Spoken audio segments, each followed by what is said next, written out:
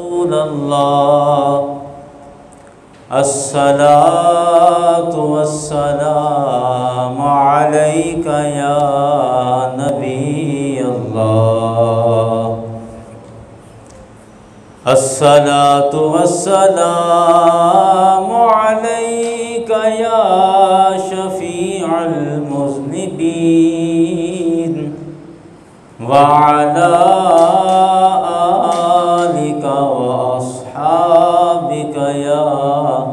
रहमतल लिल आलमीन।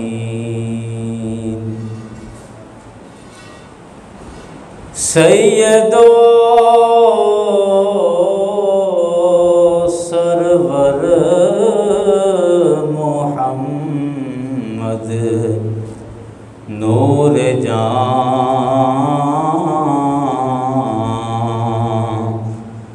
सैयदो सरवर मोहम्मद नूर जान, मेहतरो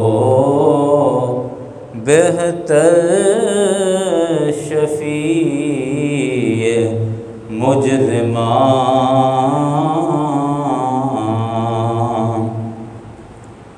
मेहतरीनो बेहतरीने अंबिया जुज़ मुहम्मद नेस्त दर अर्ज़ो समा,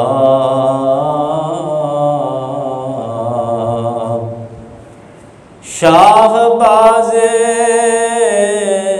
लामकानी जानियो रहमतल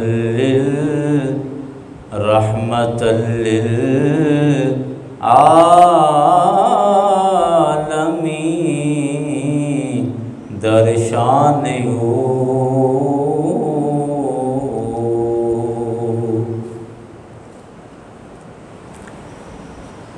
हम्दो सना के बाद यारान गिरामी सामिन हाज़रीन,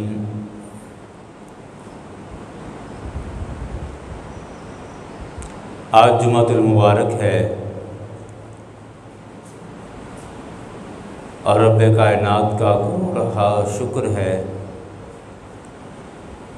कि इस मुबारक दिन में हमें अपने और अपने प्यारों के ज़िक्र के लिए अपने ही घर में जमा कर लिया है।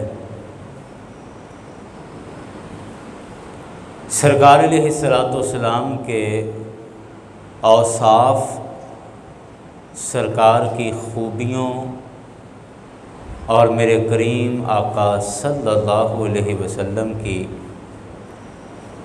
फ़ज़ीलतों के हवाले से पिछले कई जुमों से बात चल रही है। यारान गिरामी, आज जो आयत करीमा पढ़ी है, आज सरकार अलैहिस्सलाम की ख़त्म नबूवत के हवाले से बात करेंगे।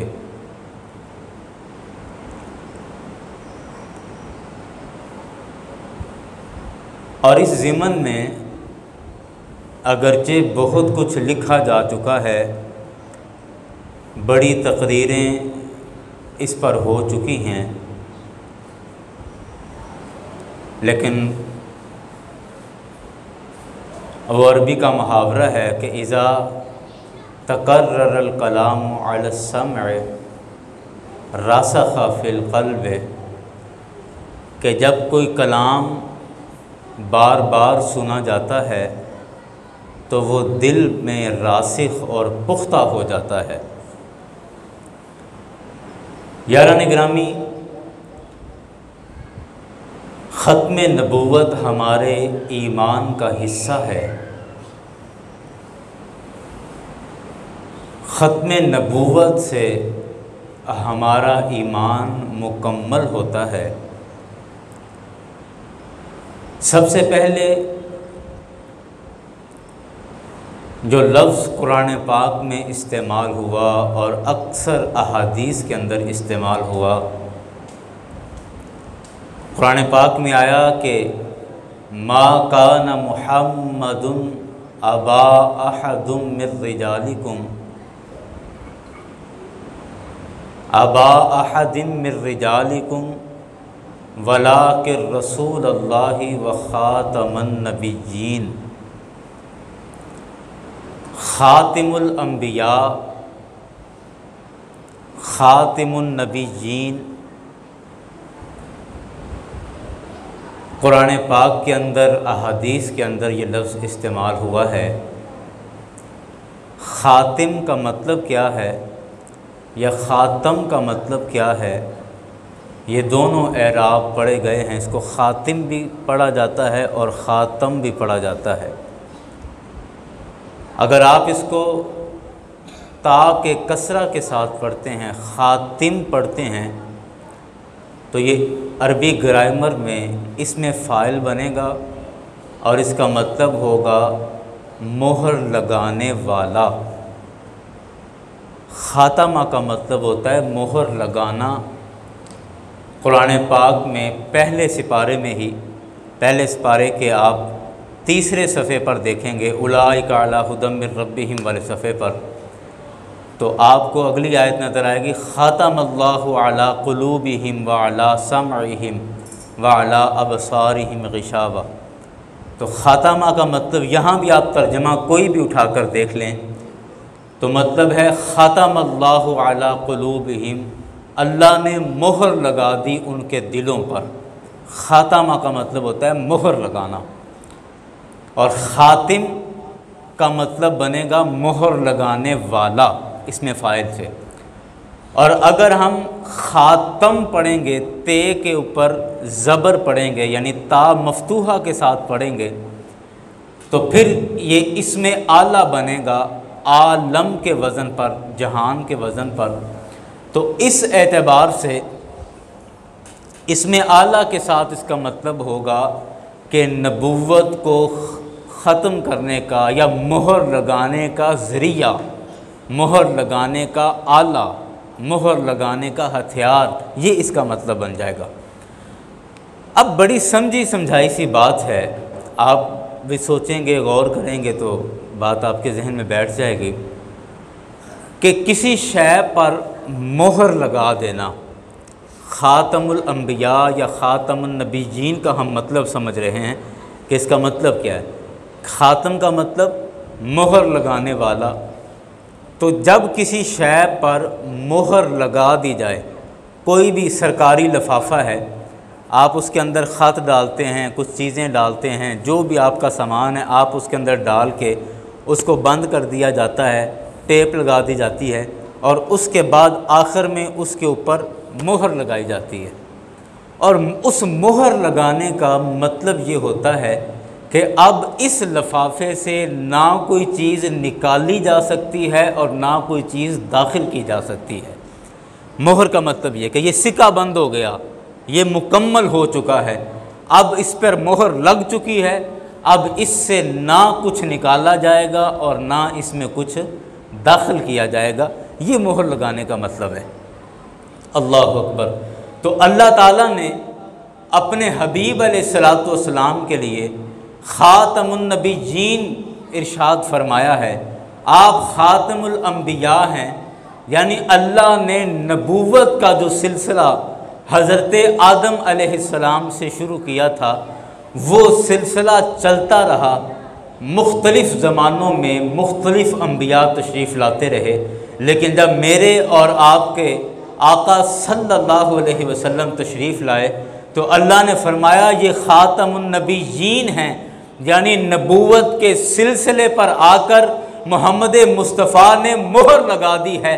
अब ना कोई इन नबियों में से किसी नबी को निकाला जा सकता है, ना किसी नबी को शामिल किया जा सकता है।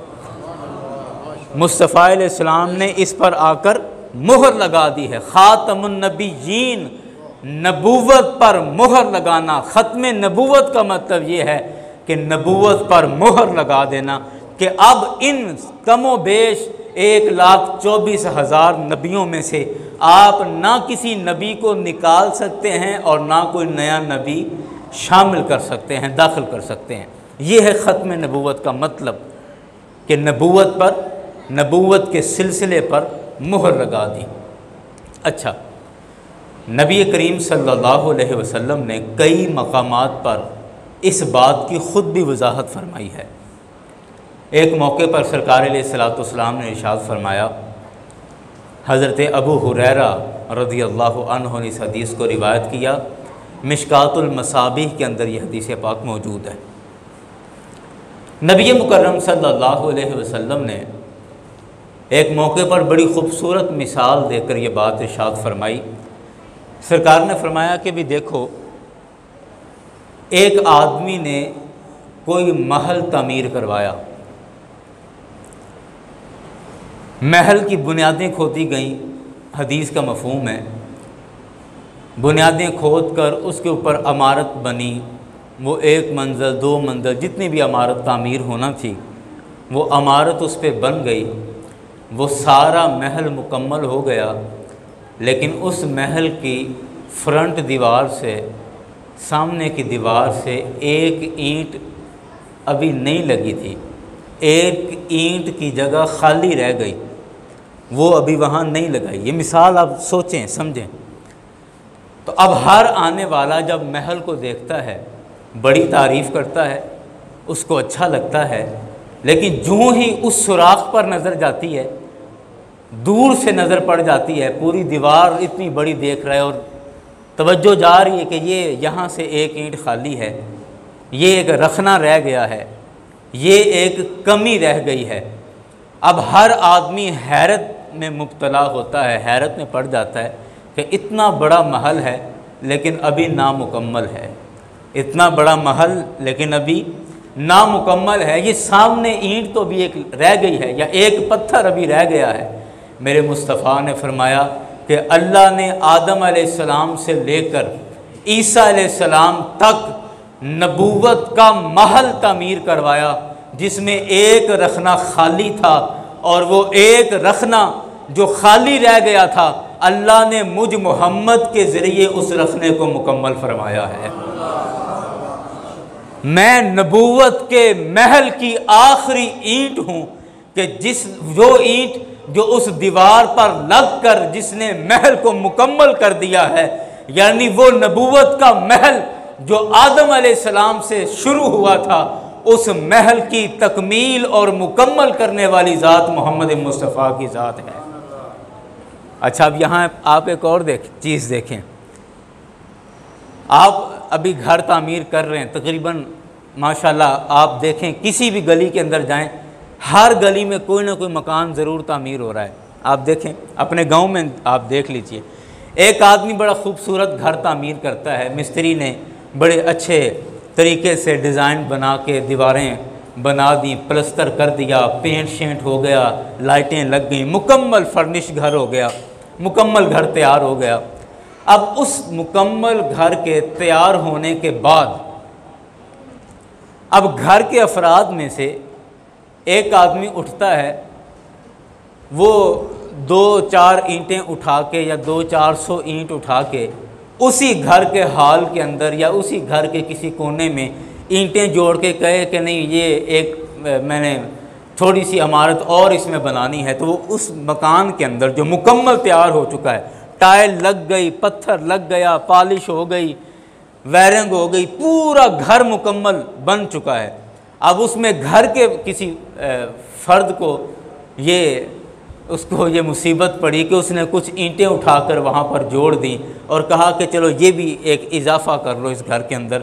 अब मुझे बताओ, हर वो आदमी जो घर को देखेगा वो घर की तो तारीफ़ करेगा, लेकिन बाद में जो ईंटें लगाई हैं उसकी कोई तारीफ़ करेगा? बोलेगा कि ये घर का हिस्सा है? बल्कि क्या कहेगा भी एडा सोहना घर सी ते विच आ गंद मारन की की ज़रूरत सी। हाँ जी, एवं ही है ना जी। मिस्त्री साहब बैठे ने, जब इतना प्यारा घर बना लिया, इतना खूबसूरत घर बनाया है और हर चीज़ घर की मुकम्मल हो चुकी थी, तो अब ये बीच में गंद मारने की ज़रूरत क्या थी? ये ईंटें बीच में क्यों लगा दी हैं, क्यों खड़ी कर दी हैं इजाफी, और खामखा ये घर के हुस्न पर ये एक दाग लगा दिया है।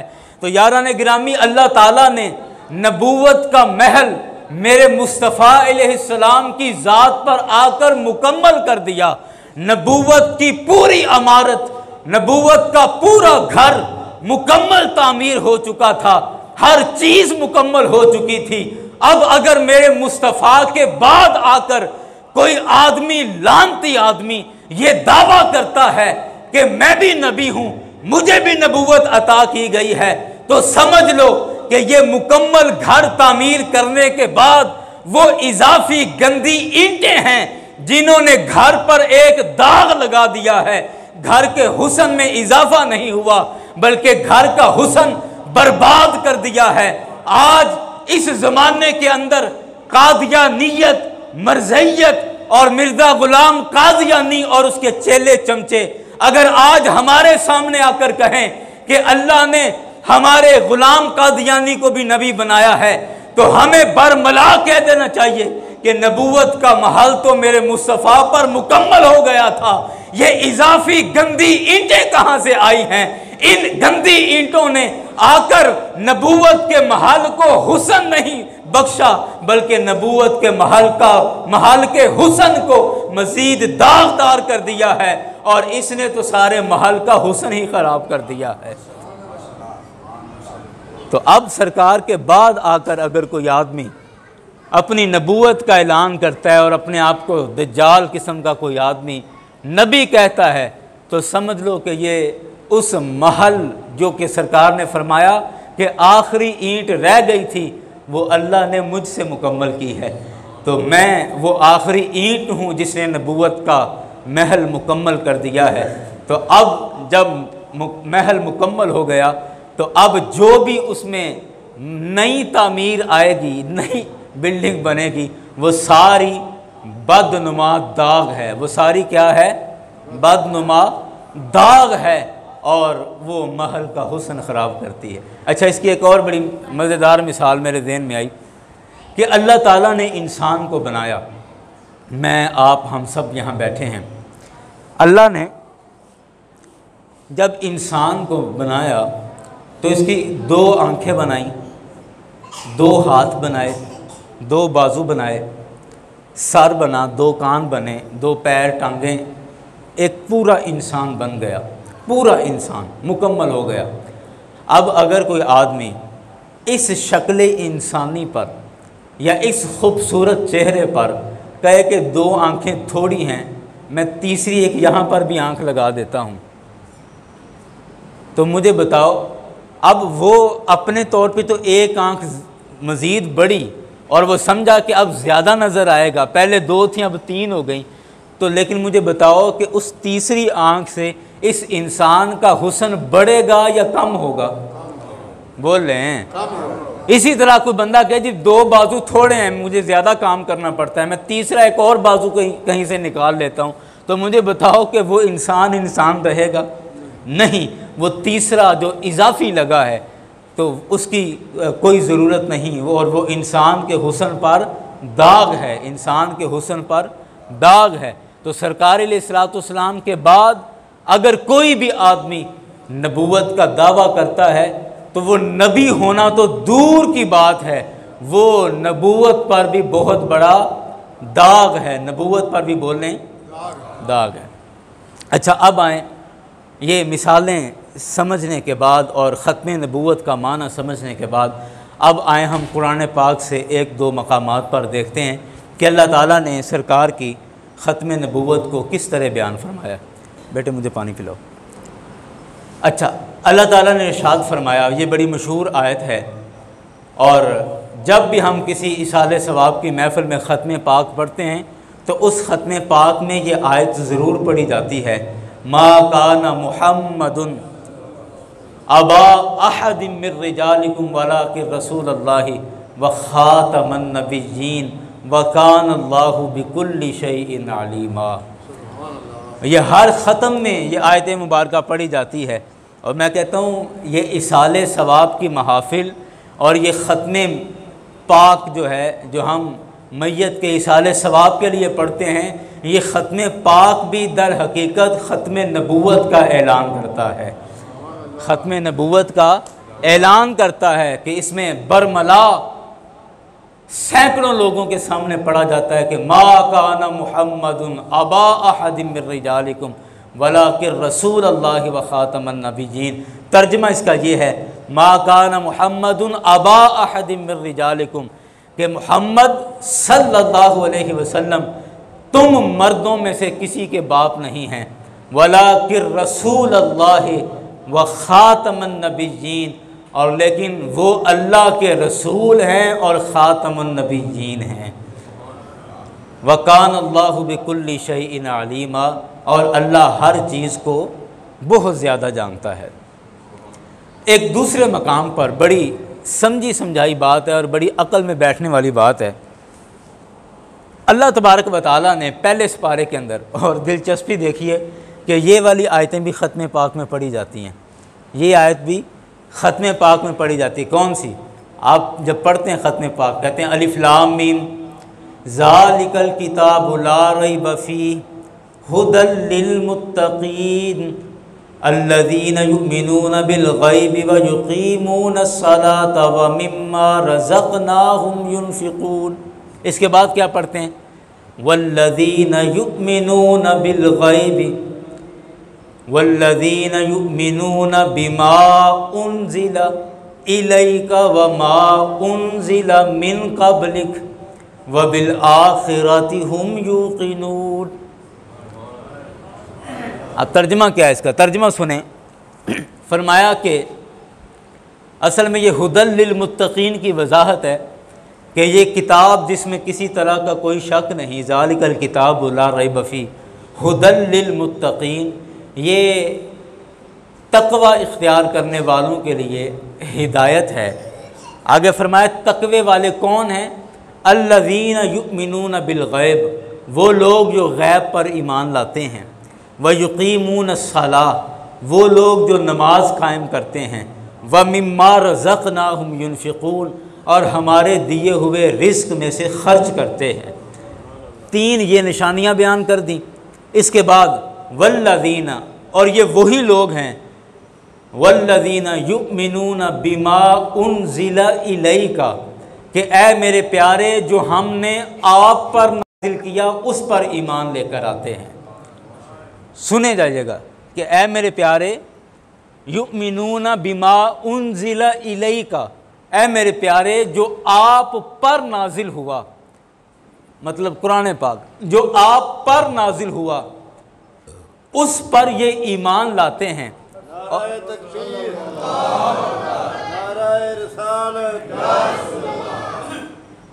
फरमाया कि उस पर ईमान लाते हैं। अल्लाह युमिनूना बिमा उन्ज़िला इलैका वमा उन्ज़िला मिन क़ब्लिक, और जो आपसे पहलों पर नाजिल हुआ उस पर ईमान लाते हैं। दो चीज़ें। अब यहाँ से आप देखें ख़त्म नबूवत का मज़मून किस तरह निकलता है और अल्लाह ने ख़त्म नबूवत को किस तरह बयान फरमाया। पूरे कुरान पाक के अंदर, पूरे कुरान के अंदर, आप अल्हम्दुलिल्लाह भी रमज़ान गुज़रा है, आप में से अक्सर अहबाब होंगे जिन्होंने कुरान पाक मुकम्मल पढ़ा है। आप मुझे पूरे कुरान पाक में एक भी ऐसी जगह नहीं बता सकते कि जहां कुरान पाक में ये आया हो कि ए मेरे प्यारे जो आप पर नाजिल हुआ और आपसे पहलों पर नाजिल हुआ।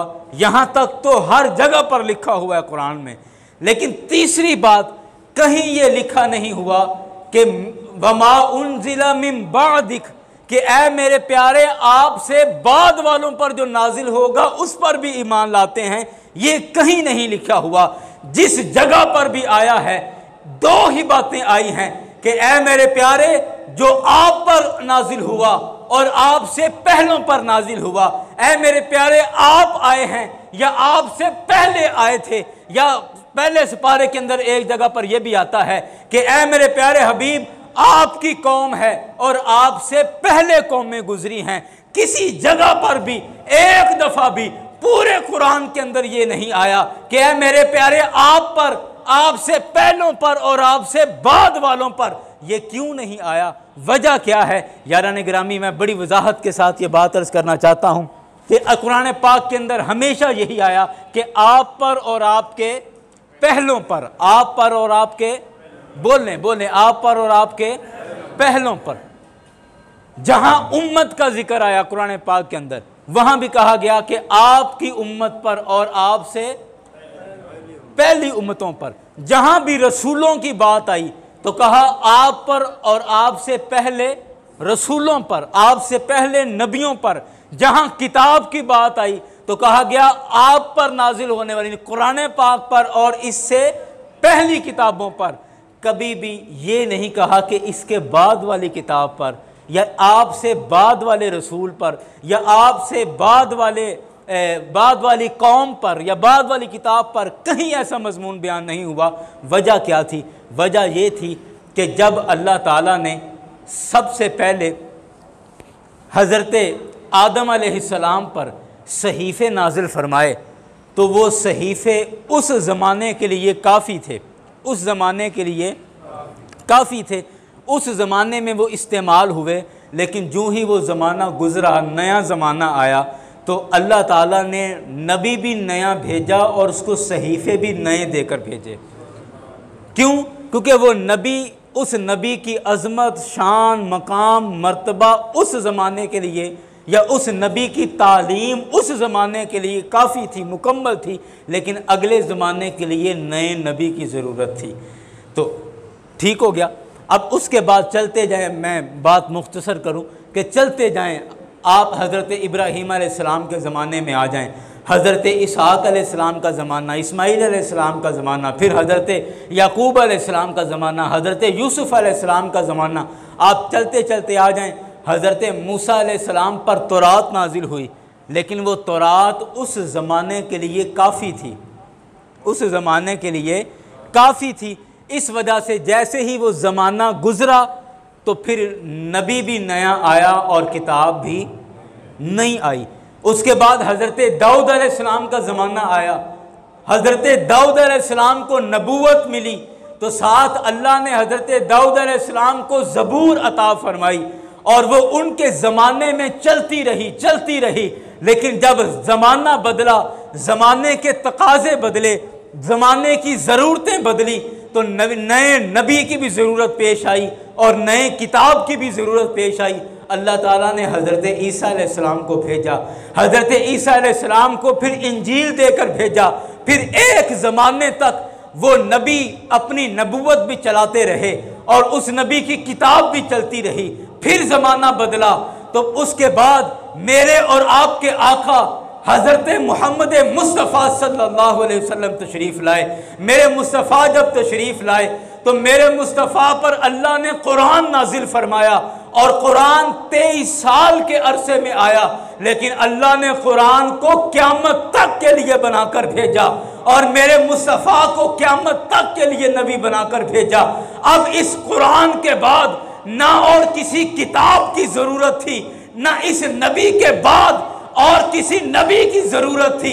इसीलिए पूरे कुरान पाक के अंदर अल्लाह ने हर जगह पर यही इरशाद फरमाया है कि जो आप पर नाजिल हुआ और आपसे पहलों पर नाजिल हुआ। कभी ये नहीं कहा कि आपके बाद वालों पर नाजिल हुआ। वजह यह थी कि मेरे मुस्तफ़ा के बाद ना कोई नबी आने वाला है, ना कुरान के बाद क़यामत तक कोई किताब आने वाली है।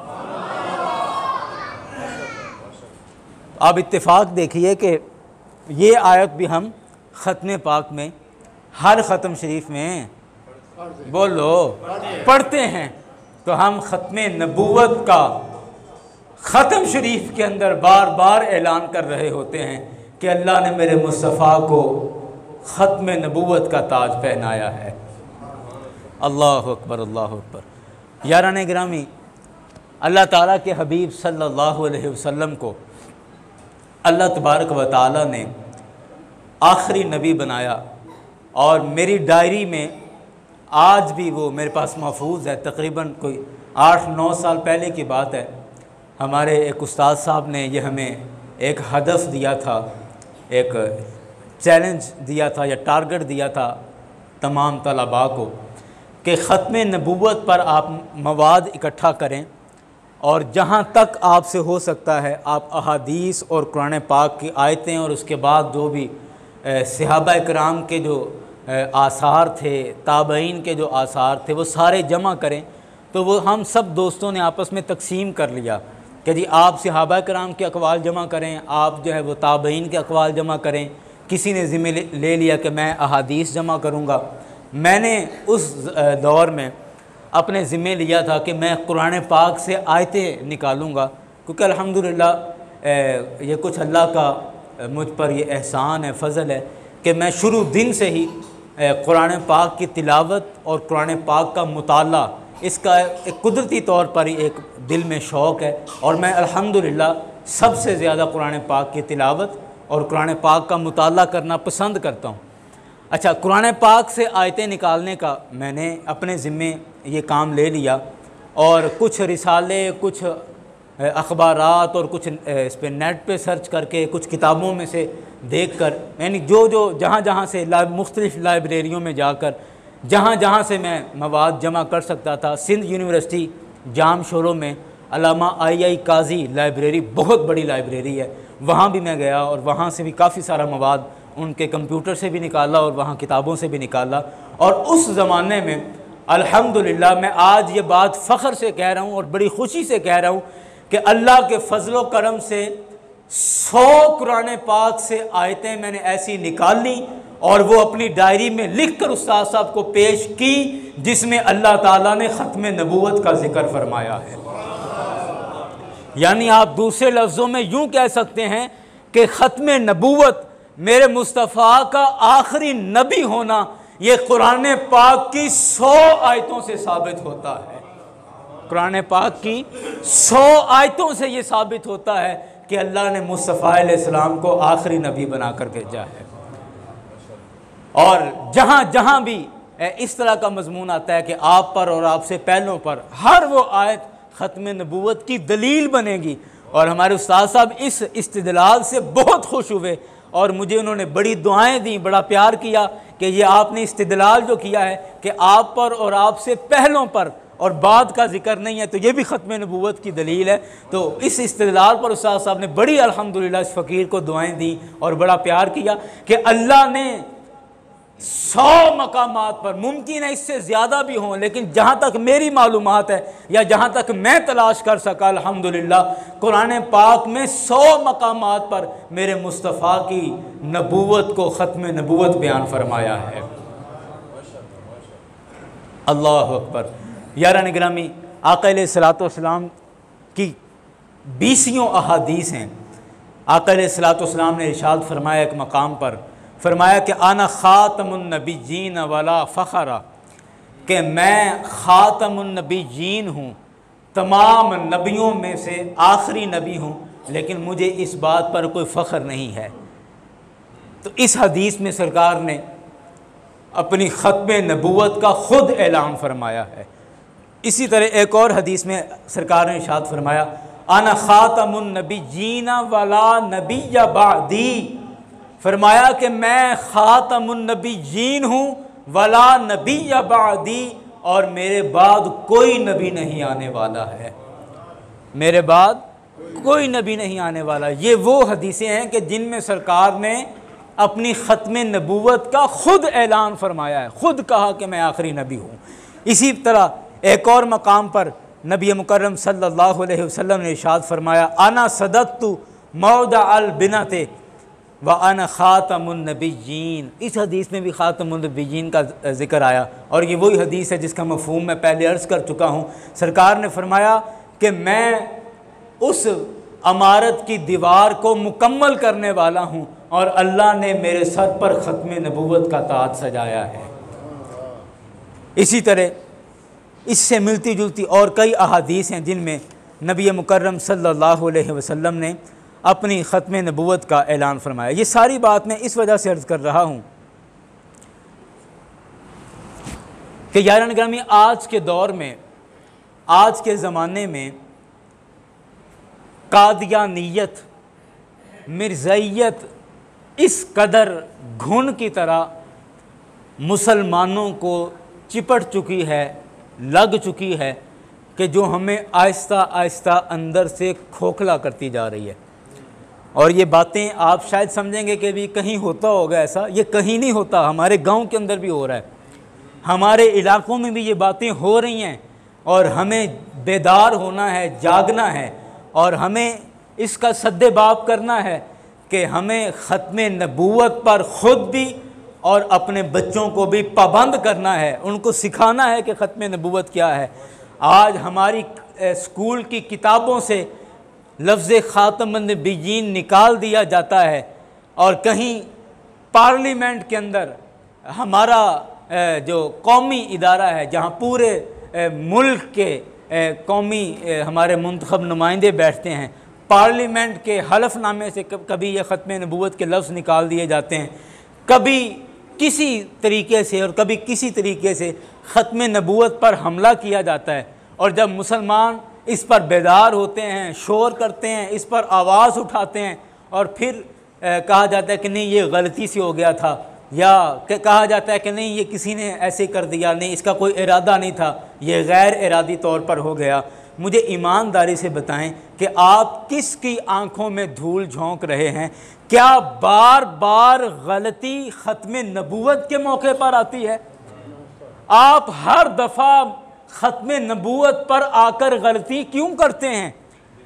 पाकिस्तान के आइन में सैकड़ों कवानीन लिखे हुए हैं, पाकिस्तान के आइन में सैकड़ों आइन लिखे हुए हैं, कभी गलती तो फिर कहीं भी हो सकती है ना, उन कवानीन पर गलती क्यों नहीं होती? हर गलती ख़त्म नबूवत पर क्यों होती है? हमें समझना चाहिए और हमें जागना होगा कि कादियानियत, मिर्ज़ाइयत, ये पाकिस्तान को और मुसलमानों को ये चिपट चुकी है, और ये अंदर खाते और ये अंदरून खाना हमें आहिस्ता आहिस्ता कमज़ोर करती जा रही है। और मैं आप अहबाब के सामने ये बात लाजमी कहूँगा कि ये इनका ज़्यादा टारगेट और ज़्यादा इनका जो निशाना है वो हमारे पढ़े लिखे नौजवान हैं।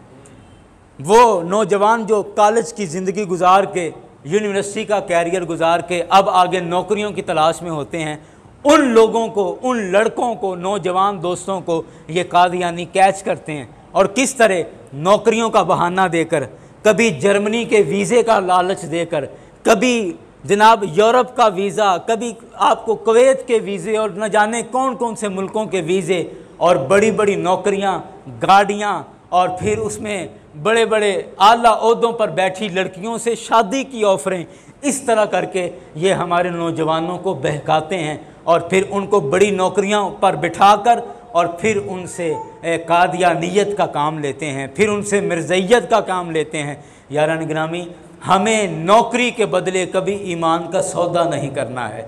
मुसलमान अभी इतना बेगैरत नहीं हुआ, गुनहगार ज़रूर है, मुसलमान गुनहगार ज़रूर है, मुसलमान आपको अखलाक का बुरा ज़रूर नज़र आएगा, गाली गलोच करता ज़रूर नज़र आएगा, सड़कों पर कवानीन तोड़ता ज़रूर नज़र आएगा, गली में कूड़ा फेंकता ज़रूर नज़र आएगा। अखलाकी बुराइयां मुसलमानों में हैं, आज भी मौजूद हैं, और ये ख़त्म होनी चाहिए। लेकिन इन अखलाकी बुराइयों के साथ, या ये अखलाकी बुराइयां अगर हैं, लेकिन इसके बावजूद अभी तक मुसलमान की गैरत नहीं मरी है, अभी तक जो ईमान की गैरत है वो मुसलमान के अंदर बाकी है। मुसलमान कितना भी गुनहगार हो, कितना भी बदकार हो, लेकिन अभी तक इतनी गैरत है कि वो कभी पैसे पर या नौकरी पर कभी अपने ईमान का सौदा नहीं करेगा, कभी सरकार की मोहब्बत पर कोई सौदा नहीं करेगा, सरकार के इश्क पर कभी कोई समझौता नहीं करेगा, कैसा भी गुनहगार क्यों ना हो, कैसा भी नाफरमान क्यों ना हो। लेकिन जहां सरकार की मोहब्बत की बात आ जाए, जहां मेरे मुस्तफ़ा की बात आ जाए, उस पर फिर दूसरी राय नहीं है, उस पर फिर कोई समझौता नहीं है। यारान गिरामी, हमें अपने ईमान को इसी तरह महफूज रखना है और इसी तरह मजबूत रखना है कि ये जान, ये मुस्तफ़ा के सदक़े अल्लाह ने अता की है, और ये जान अगर कुर्बान होगी तो मुस्तफ़ा के नाम पर ही कुर्बान होगी। ये नौकरियां, ये वीज़े हमारा ईमान नहीं ख़रीद सकते। अल्लाह अकबर। यारान गिरामी, अल्लाह ताला ने पाकिस्तान पर ये एक बहुत बड़ा एहसान किया और ये एहसान मैं बार बार आपके सामने बयान करूँगा और मेरा हक़ है कि मैं बयान करूँ। और किस वजह से आपको सुनकर खुशी होगी, क्योंकि इस काम में मेरे और आपके बुज़ुर्गों की भी मेहनतें शामिल हैं, हमारे बुज़ुर्गों की मेहनतें शामिल हैं। इस वजह से ये आपके लिए भी मुबारक हो, मेरे लिए भी मुबारक है कि पाकिस्तान के अंदर 7 सितंबर 1974 के अंदर पाकिस्तान के आइन में बाकायदा तौर पर यह शामिल कर दिया गया कि कादियानी ये गैर मुस्लिम अक़लियत है, इनका मुसलमानों से कोई ताल्लुक़ नहीं, ये अपनी इबादत गाह को मस्जिद नहीं कह सकते, ये इबादत के लिए बुलाने के ऐलान को अज़ान नहीं कह सकते, ये अपने झुकने को रुकू या सुजूद नहीं कह सकते, इनका मुसलमानों से कोई ताल्लुक़ नहीं। कादियानी गैर मुस्लिम हैं, ये मुसलमान नहीं हैं, काफिर हैं। ये बाकायदा आइन के अंदर शामिल किया गया और ये किसने शामिल करवाया? मेरे और आपके कायद हज़रत इमाम शाह अहमद नूरानी सिद्दीकी रहमतुल्लाह अलैह, आपकी शबाना रोज़ कोशिशों और मेहनतों से 1974 के अंदर ये आइन बन गया और ये आइन जमीयत उलमाए पाकिस्तान के प्लेटफार्म से बना। और जो मैं अर्ज़ कर रहा था कि मेरे और आपके लिए फ़ख्र की बात है, और वो फ़ख्र की बात यह है कि क़िबला मुनाज़िर इस्लाम हज़रत अल्लामा मंजूर अहमद मुर्तज़ाई रहमतुल्लाह अलैह, आपने सारी ज़िंदगी जमीयत उलमाए पाकिस्तान के प्लेटफार्म से दीन की खिदमत में गुजारी है। तो इसी जमात को ये एजाज़ मिला कि वो पूरा पैनल जो ख़त्म नबूवत के लिए काम कर रहा था, जब पार्लियामेंट के अंदर बहस हुई और मिर्ज़ा मोहम्मद नासिर जो उस वक़्त MNA था कादियानियों की तरफ से, उसने बहस जब शुरू की तो अंग्रेज़ी में बात करना शुरू कर दी।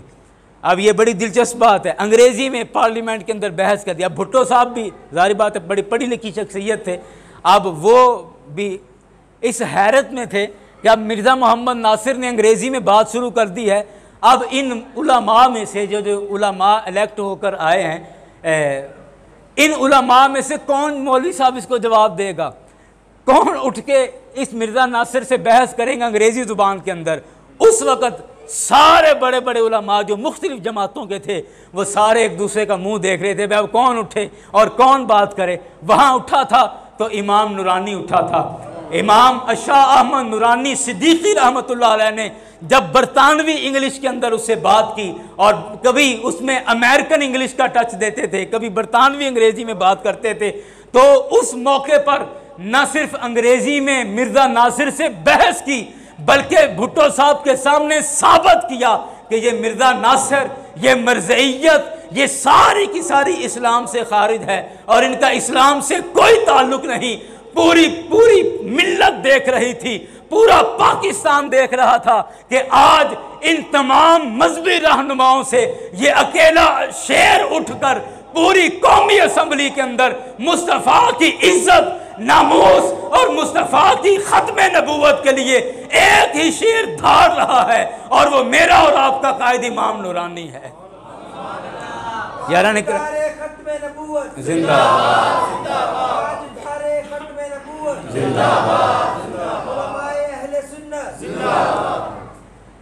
अल्लाह, इसलिए मैं कह रहा था कि ये मेरे लिए भी और आपके लिए, सब के लिए अल्हम्दुलिल्लाह ये फ़ख्र की बात है कि ख़त्म नबूवत का जो कानून बना पाकिस्तान के अंदर और कादियानियत को जो गैर मुस्लिम अक़लियत करार दिलवाया, ये मेरे और आपके बुज़ुर्गों की कोशिश थी, मेरे और आपके बुज़ुर्गों की ये काविश थी। और इसीलिए हमारा ज़्यादा हक़ बनता है कि हम बार बार इसका ज़िक्र करें, बार बार एक दूसरे को बताएं कि हमारे बुज़ुर्गों ने ख़त्म नबूवत के लिए क्या कुर्बानियाँ दी हैं।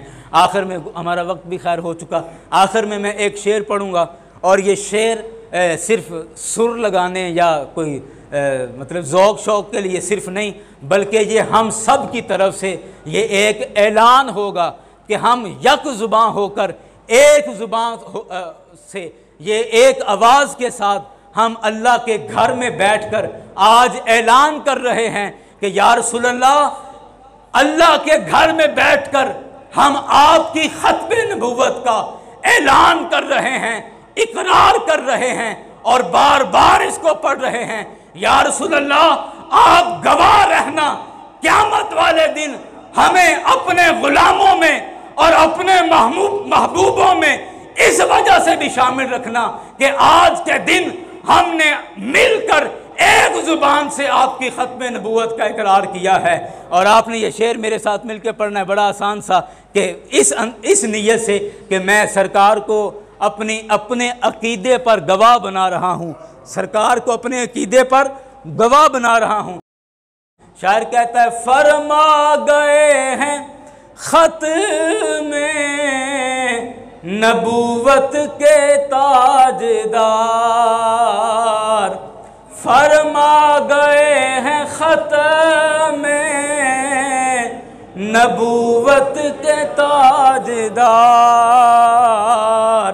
ता ये हश्र मेरे बाद, ता हश्र मेरे बाद नबूवत न आएगी, ता हश्र मेरे बाद नबूवत न आएगी। मिलके पढ़ लें, ता हश्र मेरे बाद नबूवत न आए, फरमा गए हैं ख़त में नबूवत के ताजदार, ता हश्र मेरे बाद नबूवत न आएगी। हाँ, ता हश्र मेरे बाद नबूवत न आएगी, फरमा गए हैं ख़त में नबूवत के ताजदार, फरमा गए हैं ख़त में नबूवत के ताजदार, ता हश्र मेरे बाद नबूवत न आएगी, ता हश्र मेरे बाद नबूवत न। अल्लाह ताला हमारे इस अक़ीदे को आखिरी दम तक सलामत रखे और ख़त्म नबूवत पर हमें मौत नसीब फरमाए। व मा अलैना इल्ला अल बलाग।